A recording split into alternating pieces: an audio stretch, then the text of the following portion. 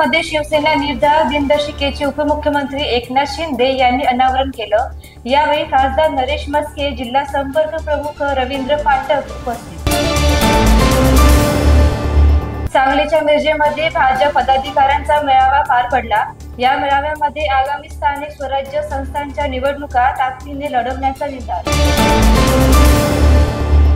नाशिक शहर आणि परिसरात थंडीचं पुनरागमन झालंय। उत्तर महाराष्ट्राला पारा पुन्हा घसरलाय। पुढचे 5 ते 6 दिवस थंडीचा प्रभाव आणखी वाढवण्याचा हवामान खात्याचा अंदाज। निफाडचे तापमान 8 अंशावर घसरले। येवल्यामध्ये देखील थंडीची लाट आहे। अतिथंडीमुळे दूध उत्पादन घट्ट होण्याची भीती आहे आणि द्राक्ष बागांना फटका बसण्याची शक्यता।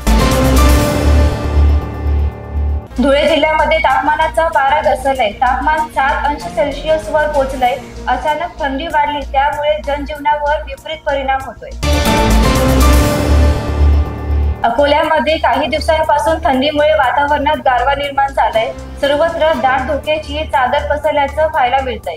ग्रामीण भागातल्या शेतांमध्ये सध्या पिकांना पाणी देण्यात येतंय, त्यामुळे शेतकऱ्यांना अशा गारव्यामध्येच पिकांना पाणी द्यावं लागतंय।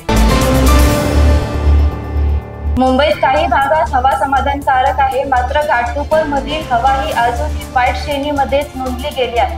गेल्या अनेक दिवसांपासून मुंबईतल्या हवेचा दर्जा खालावलेला आहे आणि या पार्श्वभूमीवर मुंबई महापालिका प्रशासनाने कठोर पावलं उचलायला सुरुवात केली आहे।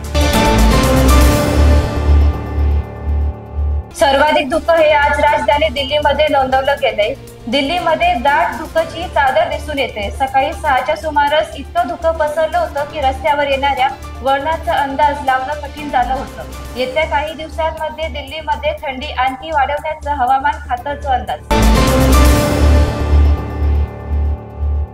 वाशीमध्ये महाराष्ट्र राज्य बियाणे महामंडळाच्या व्यवस्थापकीय संचालकांनी थेट शेतकऱ्यांच्या बांधावर जाऊन मार्गदर्शन केलं। यावेळी पिकांची परिस्थिती, वस्तुस्थिती जाणून घेतली।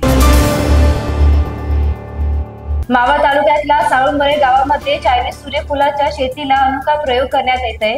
फुलं गुलदस्त्यासाठी वापरली जातात आणि फुलांचे वैशिष्ट्य म्हणजे ही फुलं तब्बल 1 महिना जशीच्या तशीच राहतात, त्यामुळे या फुलांना बाजारपेठमध्ये चांगलीच मागणी असते। अशाच नवनवीन अपडेट्ससाठी आणि ताज्या बातम्यांसाठी पोलीस माझा न्यूज YouTube चॅनल सबस्क्राईब करा। तसंच आमचं फेसबुक, इंस्टाग्राम आणि ट्विटर अकाउंट फॉलो करा। अधिक माहितीसाठी आमच्या www.polismazanews.com या वेबसाईटला भेट द्या।